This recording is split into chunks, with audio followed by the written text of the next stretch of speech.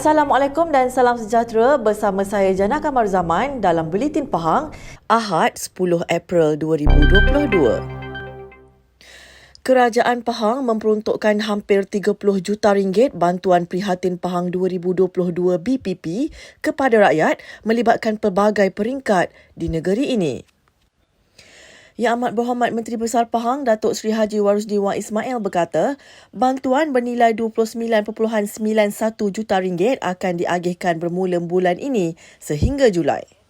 Ini saya akan membuat satu pengumuman untuk rakyat Pahang ataupun bantuan yang kita kenali bantuan Prihatin Pahang untuk tahun 2022. Bantuan ini jumlah keseluruhannya bernilai 29,910,900 ringgit dan ianya akan memberi manfaat kepada seramai 297,013 penerima.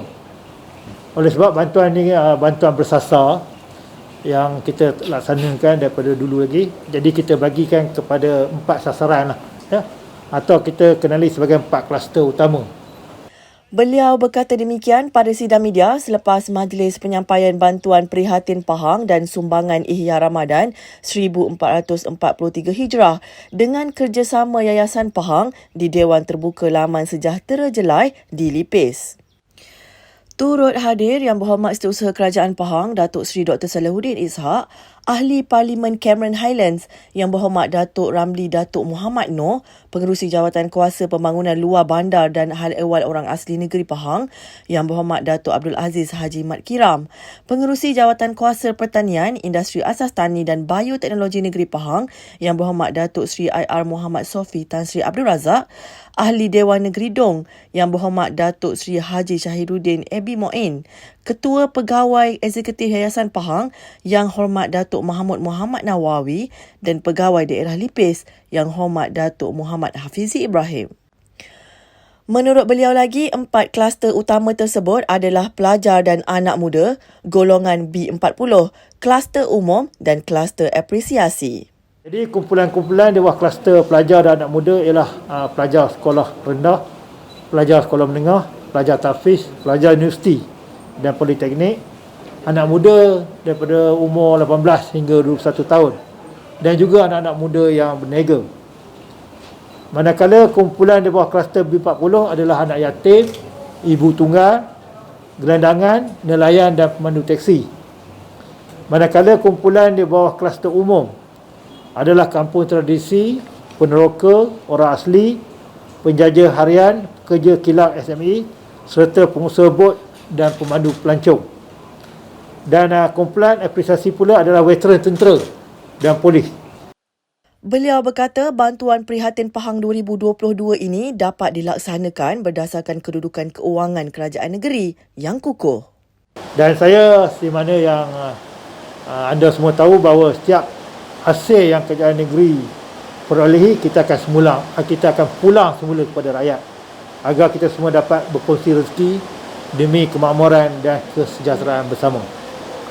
Dan saya percaya sekiranya tahun ini kita mendapat sasaran 1 bilion ringgit, tidak mustahil kerajaan negeri berupaya untuk meneruskan lagi bukan sahaja bantuan Prihatin Pahang tetapi juga bantuan-bantuan lain untuk rakyat Pahang.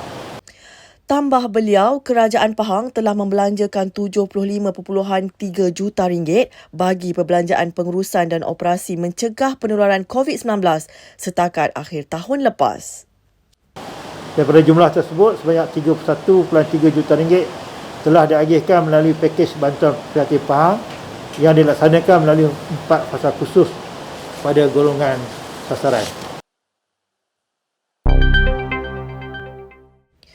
Seramai 1,331 orang pelajar di bawah Dewan Negeri Ketari menerima bantuan persekolahan di bawah program Pahang Pride Student di Balai Raya Kampung Janda Baik di Bentong semalam.